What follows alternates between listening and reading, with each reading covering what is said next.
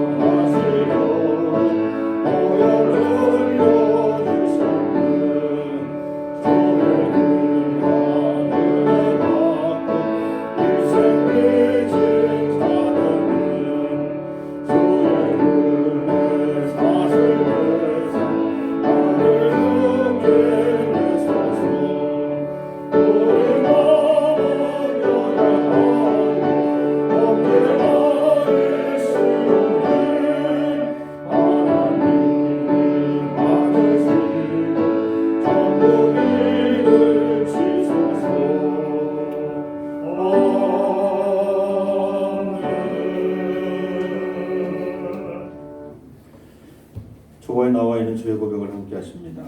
주님, 우리는 주의 종임을 고백하면서도 종의 삶을 살지 못하고 오히려 종부리듯이 주님의 이름을 부르고 있습니다. 우리 어리석음과 불충함을 용서하여 주옵소서. 또한 주님의 말씀을 의지하고 기도하기보다는 우리의 경험과 지식을 의지하며 살고 있습니다. 주님의 이름을 높여 찬양하기보다 스스로를 자랑하며 교만한 삶을 살고 있습니다. 우리의 죄를 용서하여 주옵소서. 다시는 이 생의 자랑과 교만함이 우리를 주장하지 못하도록 우리 안에 성령의 열매로 가득 채워 주옵소서. 예수 그리스도의 이름으로 기도드립니다. 아멘. 하나님께서 우리에게 주신 용서의 말씀입니다. 성령도 우리의 연약함을 도우시나니 우리는 마땅히 기도할 바를 알지 못하나 오직 성령이 말할 수 없는 탄식으로 우리를 위하여 친히 간구하시느니라. 아멘.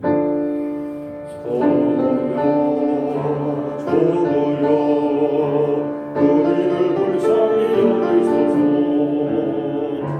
그리스도여, 우리를 불쌍히 여기소서. 우리를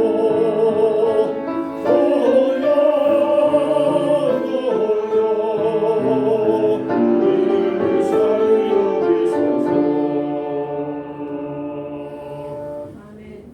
교동문 27번입니다. 하나님이여 주의 인자를 따라 내게 은혜를 베푸시며 나의 죄악을 맑게 씻으시며 나의 죄를 깨끗이 제하소서.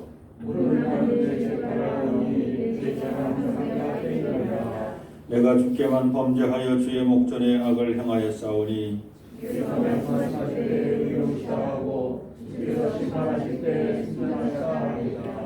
내가 죄악 중에 출생하였으며 우슬처럼 나를 정결하게 하소서. 내가 정하리이다. 하나님이여 내 속에 정한 마음을 창조하시고 아멘. 사도신경으로 신앙 고백하십니다. 전능하사 천지를 만드신 하나님 아버지를 내가 믿사오니 그 외아들 우리 주 예수 그리스도를 믿사오니 이는 성령으로 잉태하사 동정녀 마리아에게 나시고 본디오 빌라도에게 고난을 받으사 십자가에 박혀 죽으시고 장사한 지 4일 만에 죽은 자 가운데서 다시 살아나시며 하늘에 오르사 전능하신 하나님 영제 계시다. 저리에서 산자와 죽은 자를 심판하러 오시리라. 성령을 믿사오며 거룩한 공의와 성도가 서로 통하는 것과 죄를 사하여 주시는 것과 몸이 사는 것과 영원히 사는 것을 믿사옵나이다. 아멘.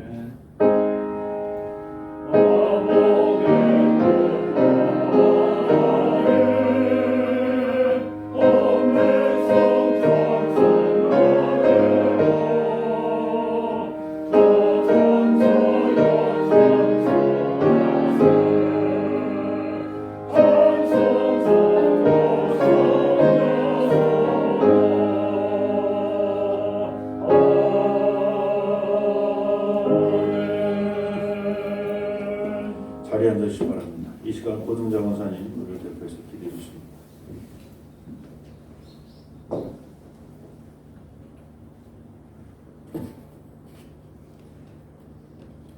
다 같이 기도하시겠습니다.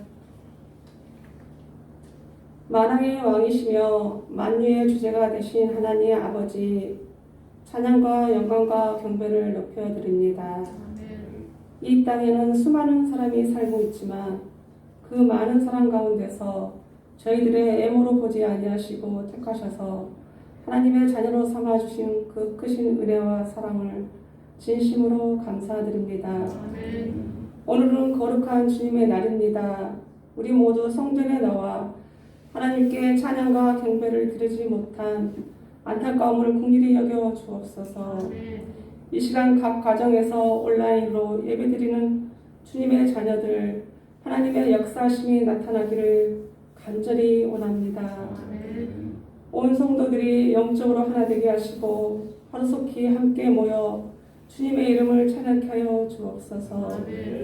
주님, 이 민족을 불쌍히 여기시어 이 땅의 공의와 정의가 실현되게 하시고 경제가 회복되고 국력이 강해져서 이웃 나라를 돌볼 수 있는 나라 되게 하시며 코로나로 안전하게 지켜주시어 정말 예전처럼 일상 회복하여 주님이 주신 자연을 감사 찬양하며 누릴 수 있도록 축복하여 주옵소서.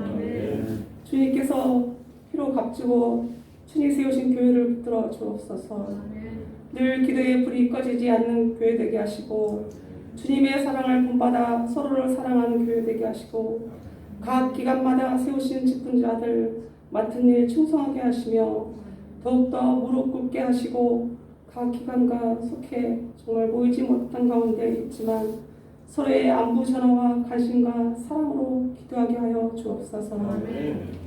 다음 세대를 위한 주일학교 교회 교육의 영적 공을 허락하여 주시기를 원합니다. 우리 아동부와 청소년부를 위해 주님이 세우신 김은혜 수녀 목사님과 교사로 헌신하는 그들의 봉사를 기억하여 주옵시고 찬양을 받으시옵소서. 이 시간 담임 목사님에 기도합니다. 성령님과 늘 동행하시고 성도와 교회를 사랑하는 뜨거운 열정을 가지게 하시며 주님의 말씀 앞에 무릎 꿇으실 때마다 하늘의 영역과 비전을 갖게 하여 주시옵소서. 목사님의 건강과 가정 위에 늘 함께 하여 주셔서 사역의 기쁨과 보람을 누리실 수 있도록 은혜를 베풀어 주시옵소서. 주님, 우리 주에는 장기화된 코로나와 수해, 전독감, 한파로 인해 경제적 어려움을 겪고 있는 이웃들이 있습니다. 하나님의 따뜻한 위로와 손길을 펼쳐 주셔서 고난과 역경을 극복할 수 있는 힘을 주시고 속히 회복되는 은총을 허락하여 주시옵소서. 어려울 때일수록 서로를 돌아보는 따뜻한 마음을 잊지 않게 하셔서 우리에게 주신 진정한 복의 의무를 되새기는 넉넉한 마음의 소유자가 되게 하여 주시옵소서.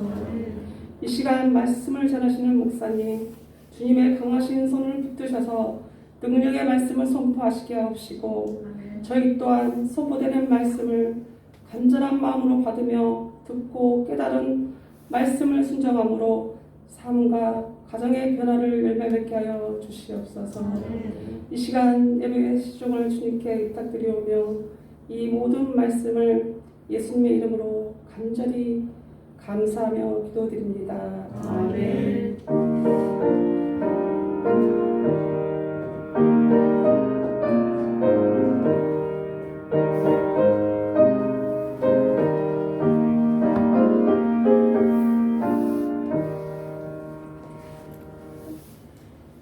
오늘서부터 찬송을 한 장 더 부릅니다. 287장입니다.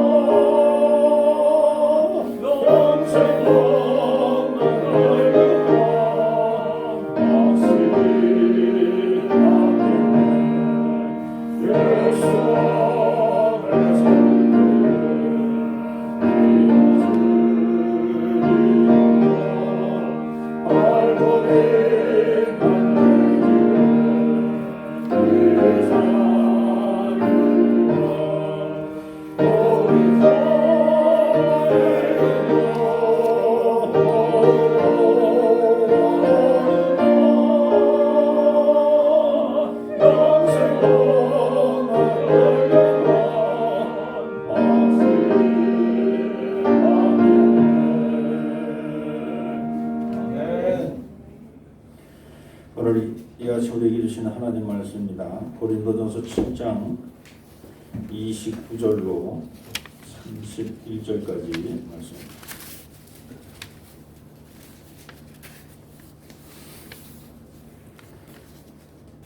고린도전서 7장 29절로 31절 제가 봉독합니다. 형제들아 내가 이 말을 하노니 그때가 단축하여 진 고로 이후부터 안에 있는 자들은 없는 자같이 하며 우는 자들은 울지 않는 자같이 하며 기쁜 자들은 기쁘지 않은 자같이 하며 매매하는 자들은 없는 자같이 하며 세상 물건을 쓰는 자들은 다 쓰지 못하는 자같이 하라. 이 세상의 외형은 지나감이니라. 아멘. 할렐루야. 아멘. 옆 사람과 인사하십시오. 잘 오셨습니다.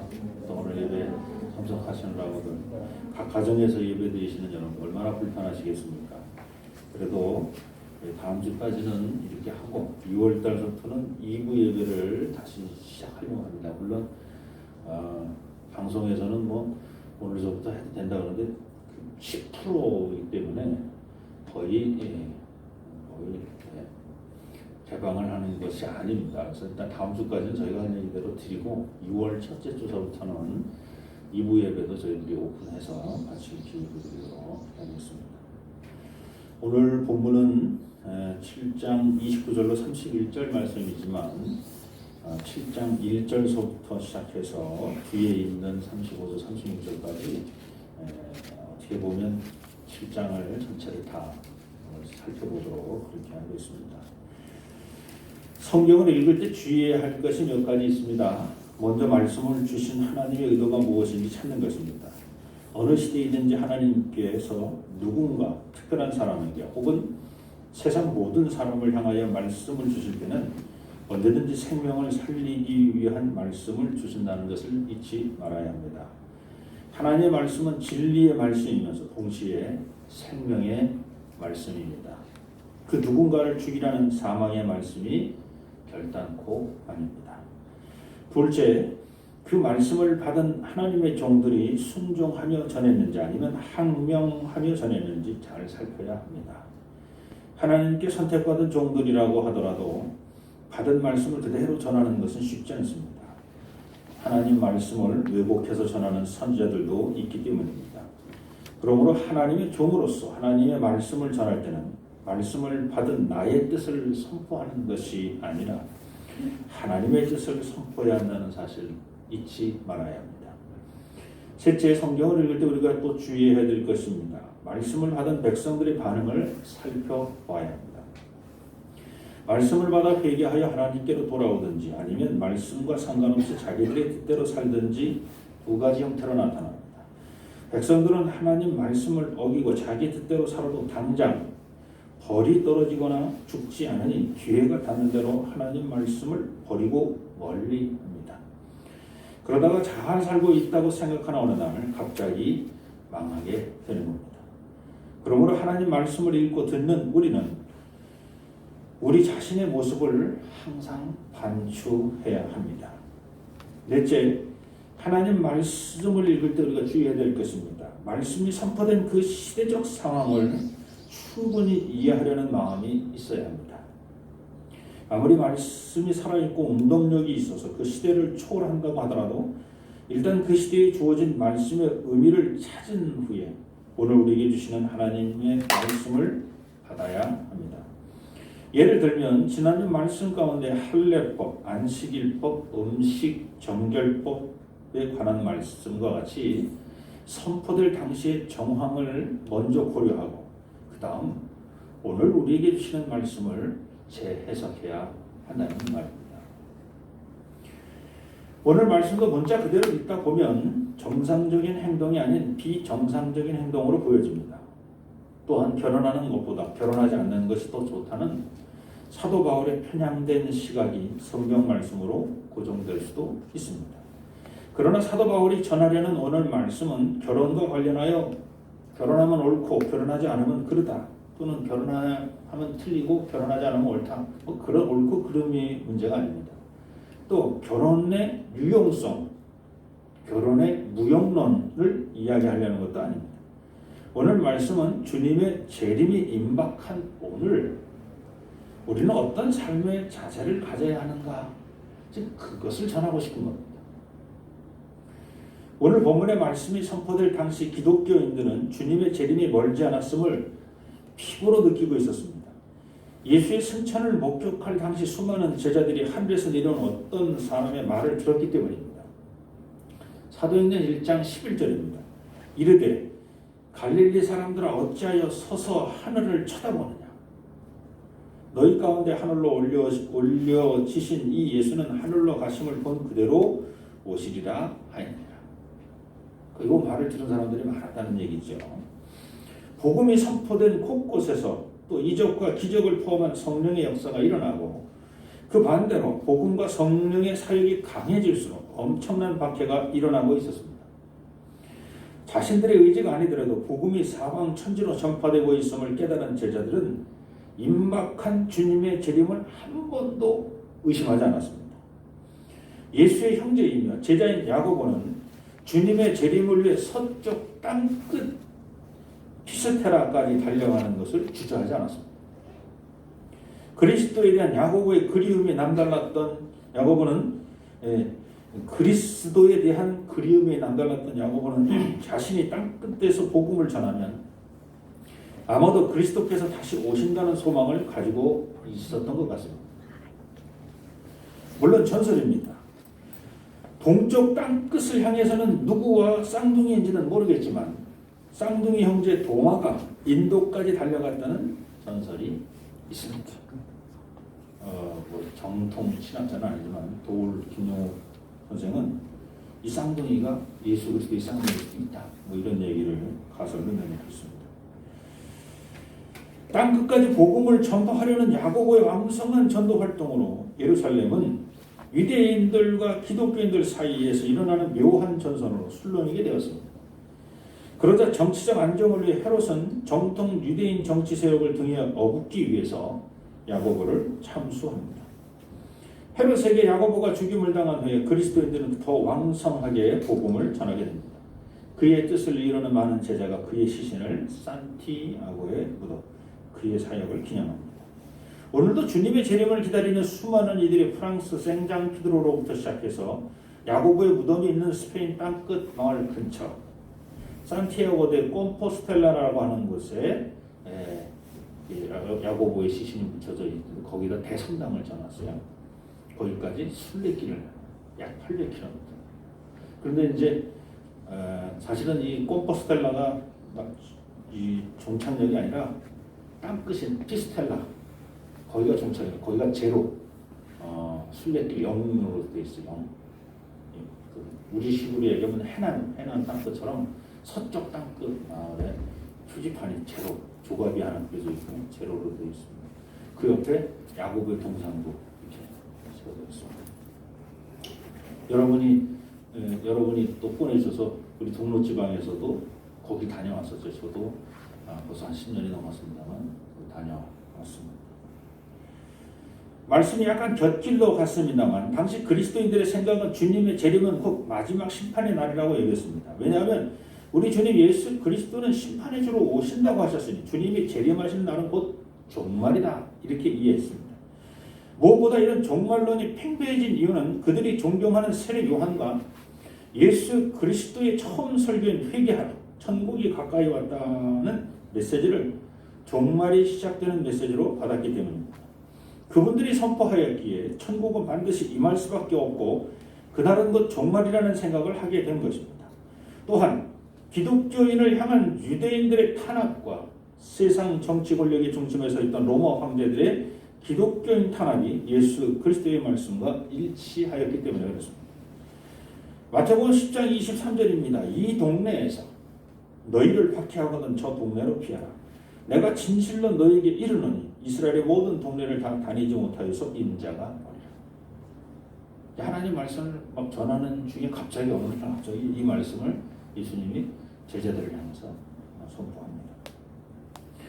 로마 황제들이 볼 때 유일신을 믿으며 황제 숭배를 거부하는 유대인들은 눈에 가시 같은 존재들이었습니다. 그런데 유대인 그리스도인들은 거기에 한술 더 떠 황제 숭배 반대는 물론 로마 경제 근간을 이루는 노예 제도까지 반대하고 나섰습니다.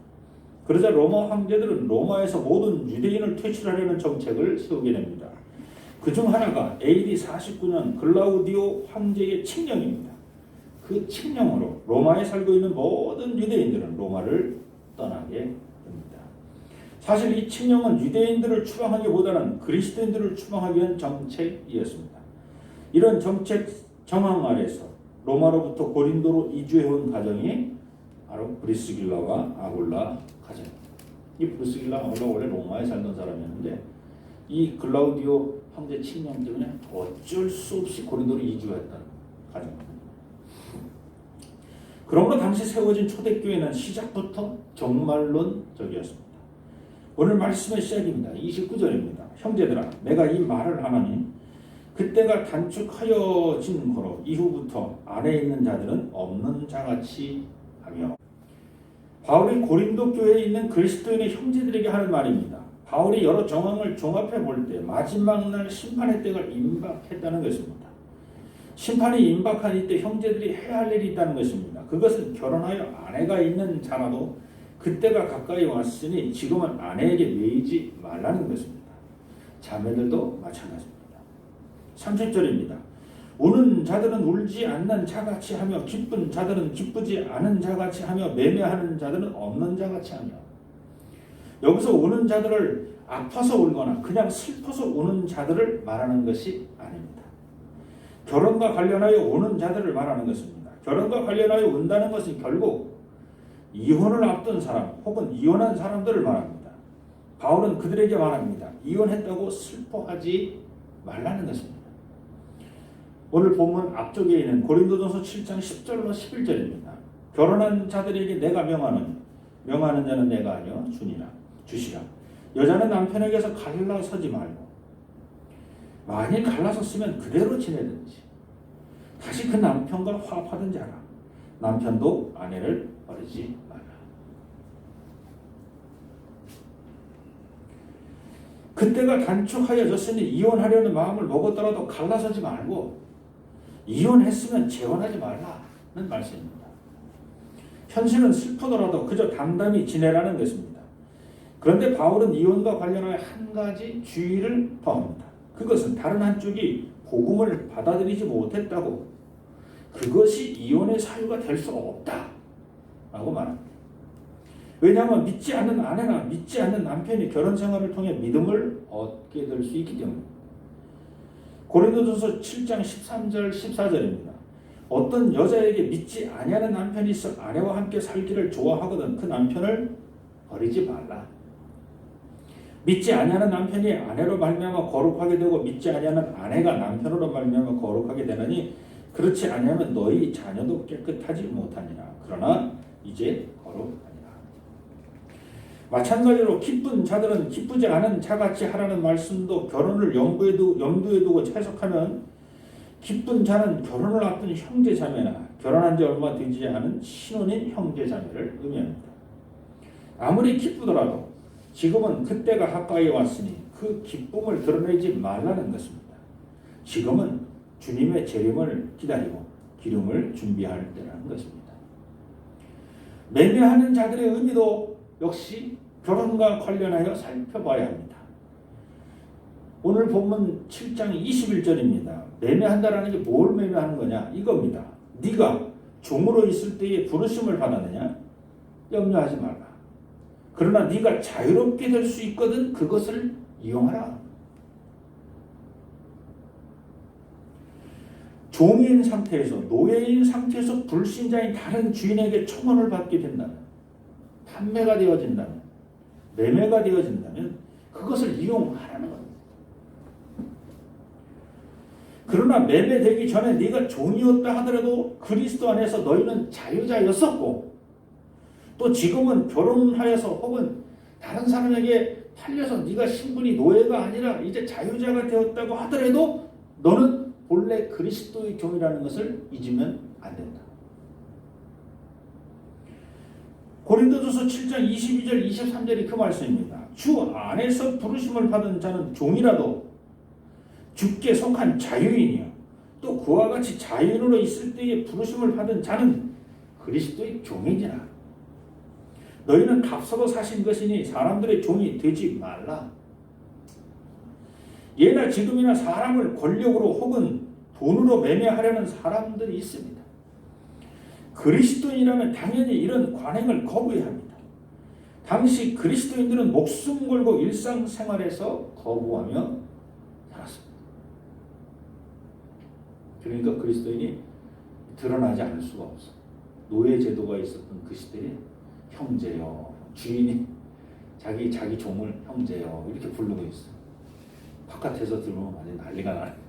체제 전복하기 위한 사람, 체제를 전복하는 불순분자들, 빨갱이 불순분자들. 그러니까 할 수 없이 그들 잡아 죽일 수밖에 없는. 조선 말 천주교인들과 일제강점기 기독교인들이 타락한 조선의 신분 질서를 타파하며 목숨 걸고 신앙생활을 했다는 것을 기억해야 합니다. 31절입니다. 세상 물건을 쓰는 자들은 다 쓰지 못하는 자같이 하라. 이 세상의 외형은 지나감이니라. 결혼은 세상과 타협하거나 거래하는 일이 아닙니다. 그런데도 초대교회 교인들은 결혼하면 마치 세상과 거래하는 것처럼 천하게 여겼습니다.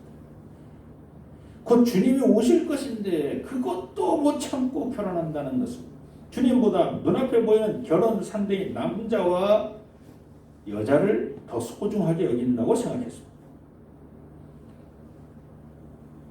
고린도전서 7장 32절부터 제가 읽어드립니다.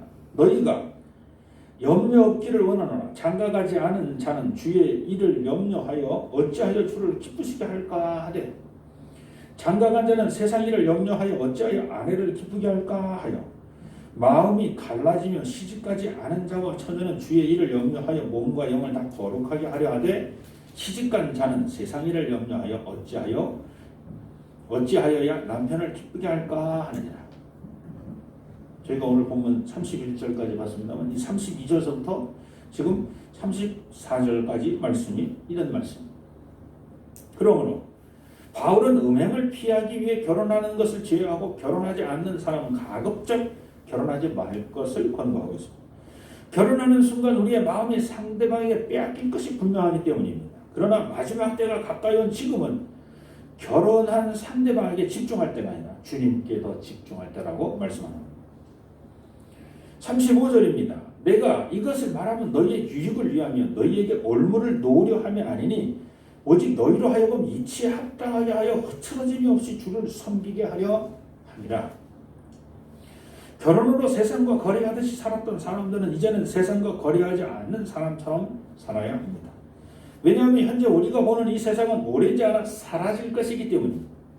세상이 사라진다는 것은 결혼이라는 제도도 사라진다는 것입니다. 결혼이라는 제도가 사라진다는 것은 남성과 여성이라는 성 정체성도 사라질 겁니다. 우리는 이제 앞으로 그냥 사람을 보고 사는 거지.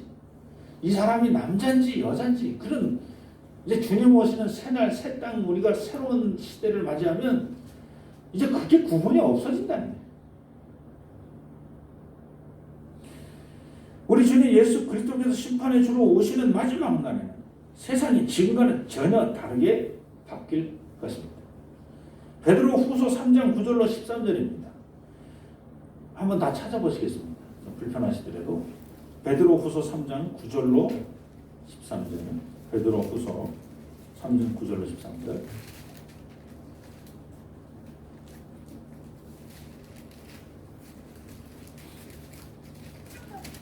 네, 찾으신 분들만 베드로 후서 3장 9절로 13절 한번 다 같이 찾으신 분들만 한번 읽어봅니다. 주의 약속은 어떤 이들이 더디다고 생각하는 것 같이 더딘 것이 아니라 오직 주께서는 너희를 대하여 오래 참으사 아무도 멸망하지 아니하고 다 회개하게 이르기를 원하시나니 그러나 주의 날이 도둑같이 오리니 그날에는 하늘이 큰 소리가 떠나가고 불길이 뜨거운 불에 풀어지고 땅과 그 중에 있는 모든 일이 드러나리로다. 이 모든 것이 이렇게 풀어지니 너희가 어떠한 사람이 되어야 마땅하냐. 거룩한 현실과 경건함으로 하나님의 날이 임하기를 바라보고 간절히 사모하라. 그날에 하늘이 불에 타서 풀어지고 물질이 뜨거운 물에 녹아지려니 우리는 그의 약속대로 의가 있는 것인 새 하늘과 새 땅을 바라보도다. 아멘. 달라집니다. 결론적으로 종말이 다가온 작금의 시대, 바울은 결혼에 대한 개인적인 입장을 천명하라는 것이 아닙니다. 바울의 입장은 정통 유대 교인과 로마 황제로부터 종교적인 핍박이 심할수록 주님의 재림이 임박한 이때 주님께 더 집중하자는 것입니다. 여기서 우리는 주님의 재림의 날을 다시 생각해야 합니다. 그동안 재림의 날을 종말로 이해하는 것이 우리의 일반적인 관행이었습니다. 그러나 최근 우리는 주님의 날, 주님의 재림과 종말을 천편일률적으로 단선적으로 연결하는 것이 아니라 다양한 방법으로 해석하는 새로운 접근이 필요하다는 것을 알게 됐습니다. 먼저 재림과 종말이라는 것이 전체적인 것이 아니라 개별적일 수 있다는 겁니다. 다시 말하면 종말이 우주적으로 빵! 빅뱅식으로 이렇게 빵! 하고 종말이 오는 지구가 완전히 종말이 되는 이렇게 오는 게 아니라 각 개별적으로 종말이 올 수 있다는 겁니다.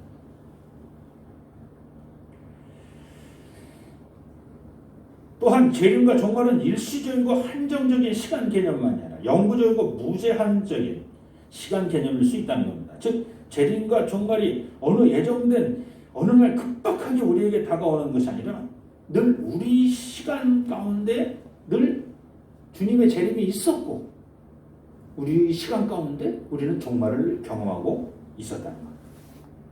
그 증거가 바로 말씀이 육신이 되어 우리와 임마누엘 예수 그리스도의 성육신 사건입니다. 임마누엘 하셨다는 게 뭐예요? 우리와 동행하신다. 우리와 동행하신다는 건 뭐예요? 2000년 전에 십자가에 돌아가셨던 그분이 승천하셨다가 돌아가시기 전 예수님이 우리하고 동행하시는 게 아니라 이미 승천하시고 부활하셨다가 승천하신 그분이 우리와 임마누엘 하신다면 그건 주님의 재림이지. 그게 주님. 저와 여러분이 임마누엘 하신 주님을 믿으신다면 주님이 지금 우리와 함께 동행한다는 걸 믿으신다. 이 주님이 십자가에 달려 죽기 전에 주님이시냐? 아니면 십자가에 달려 죽으신 후에 부활하시고 승천하신 이후에 주님이시냐? 저는 지금 나와 임마누엘 하신 이 주님은 우리 주 예수 그리스도는 죽음에서 부활하셔서 승천하셔서 심판에 주러 오시는 바로 그 주님이 지금 나와 동행하고 계심을 저는 믿습니다. 그러면 이미 주님의 재림이 나의 삶 속에 이미 있다는 겁니다. 어느 날 올 주님이 아니라, 다시 말하면 올해 우리 주제가 천국이 어느 곳에 있겠지 이게 아니라 오늘 우리가 함께 내가 있는 이 자리가 하나님 나라 어딘가에 있을 천국을 찾지 말고 내가 있는 자리를 천국을 만들자라고 하는 말씀처럼 주님의 재림을 기다리지 말고 이미 주님의 재림과 함께하고 있음을 고백하는 저와 여러분이 되셔야 됩니다. 그러므로 주님의 재림과 종말을 어떻게 받아들이고 이해할지 그것은 전적으로 신앙생활을 하는 우리 개인의 몫입니다. 예를 들면 사도 바울에게는 다메섹으로 가는 길에서 부활하신 주님을 만난 그날이 주님께서 재림하신 날이었습니다. 반면 사울에게는 종말의 날이요 새날의 시작이었습니다. 호련히 하늘로부터 빛이 사울을 덮으며 임재하신 그리스도께 임재하며 그리스도께서 말씀하십니다. 사울아 내가 어찌하여 나를 박해하느냐? 사울이 엎드려 묻습니다. 주여 누구시니이까? 이르시되 나는 네가 박해하는 예수라.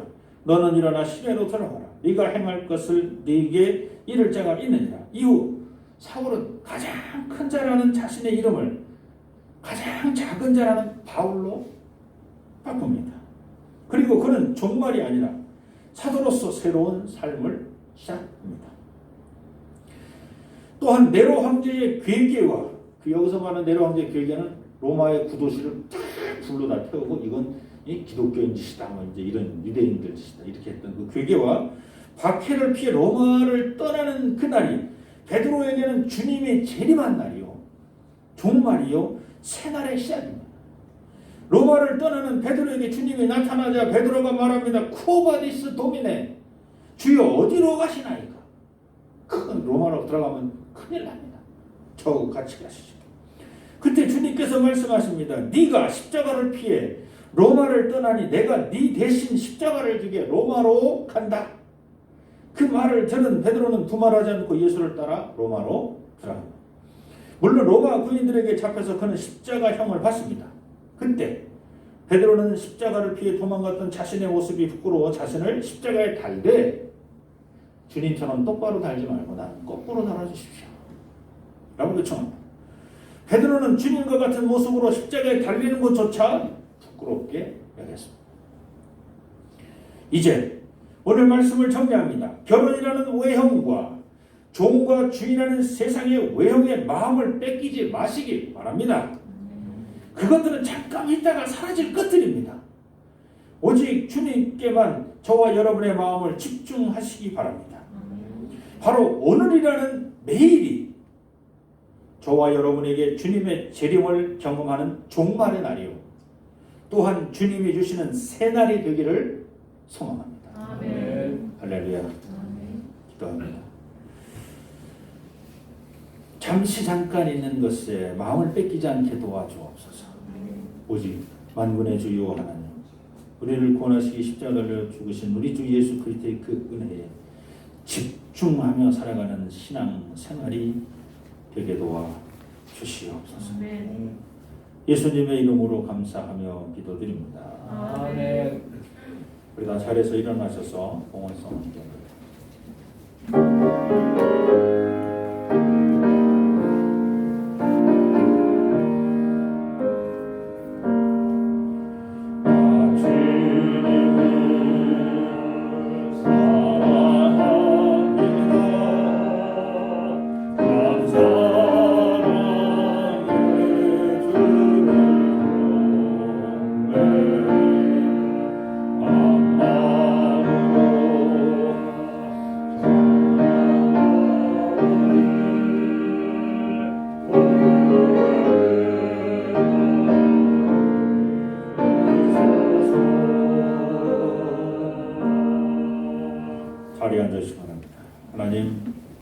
고맙습니다. 하나님 감사합니다. 하나님의 뜻을 이루는 우리 개동의 모든 성도님들 한 분 한 분 되게 도와주옵소서. 가정마다 하나님의 은혜와 하나님의 놀라운 축복이 함께하여 줄 수 있도록 저들을 지키시고 보호하여 주옵소서. 오늘도 신령과 진정으로 예배드리는 저희들 빈손으로 나오지 아니하고 귀한 예물을 주 앞에 드립니다. 바치는 손길 기억하여 주옵소서. 만배로 갚아 주옵소서. 또한 이 물질이 쓰여지고 사용되는 것 주님 보시기 아름답고 귀한 것에 잘 사용될 수 있도록 은혜를 더하여 주옵소서. 코로나19로 말미암아 이 나라와 민족이 아닌 전 세계적으로 정말 어렵고 힘든 지경에 있습니다. 주변의 어려운 이웃들을 돌보게 도와주옵소서. 살피게 도와주옵소서. 어렵고 힘든 것을 함께 잘 극복해 나갈 수 있도록 지혜도 주시옵소서. 우리 기독교인들이 우리 그리스도인들이 먼저 무엇을 해야 하는지를 잘 살필 수 있도록 도와주옵소서. 참 어렵고 힘든 시절이지만 그래도 하나님의 은혜를 경험하는 수많은 이들이 있습니다. 그 하나님의 은혜를 잘 경험하고 잘 축적해서 나중에 후세에 또 잘 전할 수 있는 우리 모두가 되게 도와주옵소서. 예수님의 이름으로 감사하며 기도드립니다. 교회 소식 알려드립니다. 예배 참여하신 모든 분들 우리 주님 예수 그리스도 이름으로 환영합니다. 주변에 상주하는 이단들을 경계하시기 바랍니다. 세 번째 우리 다 같이 한번 읽습니다. 나는 마음과 뜻과 힘을 다하여 가족과 그리고 다음 세대에게 하겠습니다. 아멘. 다음 주까지는 저희들이 이렇게 예배를 드리겠습니다. 그리고 2월 또 상황을 봐서 2월 첫째 주는 2부 예배도 오픈을 하겠습니다. 그래서 2부 예배 같이 여러분 예배 드리시고 대신에 1부 예배 때 방송은 녹화해서 홈페이지에다가 올려놓겠습니다. 그래서 혹시 2부 예배 참석하지 못하시는 분들은 자연스럽게 홈페이지 들어가셔서 살필 수 있도록 여러분 예배 드릴 수 있도록 그렇게 하겠습니다. 그래서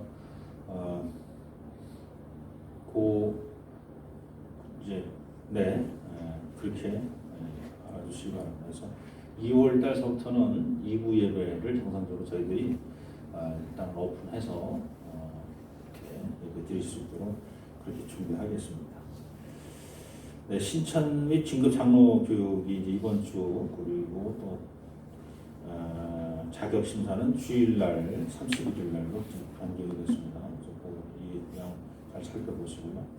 나머지는 여러분 그렇게 살펴보시고 이번 주 화요일날 종로지방 평창동 구기동하고 이렇게 평창동 넘어가는 그 삼거리 조금 올라가고 평창동 쪽으로 올라가다 보면 거기에 개척교회 하나가 세워질 겁니다. 아주 그 한 층을 다 쓴 우리 교회만큼 커요.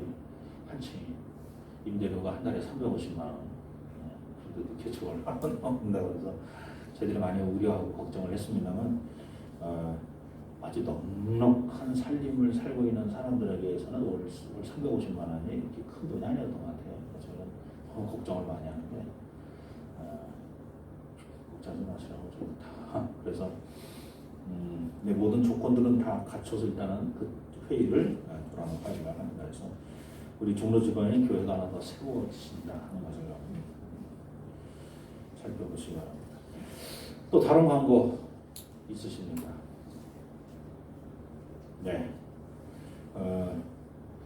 날이 많이 춥고 또 이게 또 겨울 답지 않게 이렇게 날도 좀 푸근했다가 추웠다 이러니까 몸이 많이 또 상하실 수 있습니다. 그래서 꾸준한 건강 관리에서 자꾸 다니셔야 됩니다. 그래서 걸어 다니시고 뛰어 다니시고 운동하시고 저와 여러분이 되었으면 좋겠습니다. 그리고 다 자리에서 이제 마지막 찬송입니다. 다 일어나셔서 이제 마지막 찬송하겠습니다.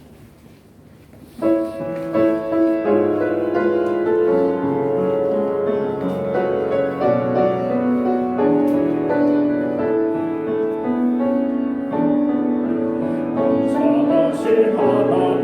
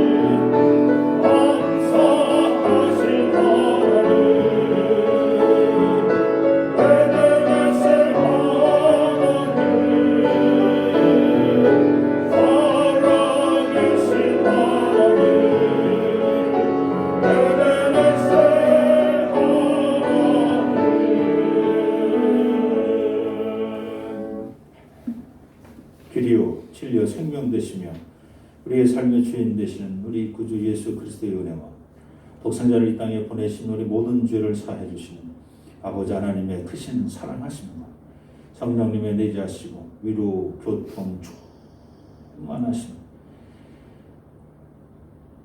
눈앞에 보이는 것에 집착하지 않고 오직 하나님의 은혜와 그 사랑에 감격하여 하나님께 집중하며 살기로 작정한 우리 개동의 모든 성도님들 머리머리에 그들의 가정과 삶의 터전과 자녀선들 머리머리에 또한 이 교회가 세련의 지역과 이 지역에 더불어 함께 사는 모든 지역의 주민들 그리고 이 지역을 순례하는 순례자들 머리머리 또한 이 나라와 이 민족과 역사 위에 이제로부터 영원토록 함께하여 주시기를 간절히 축원하옵나이다.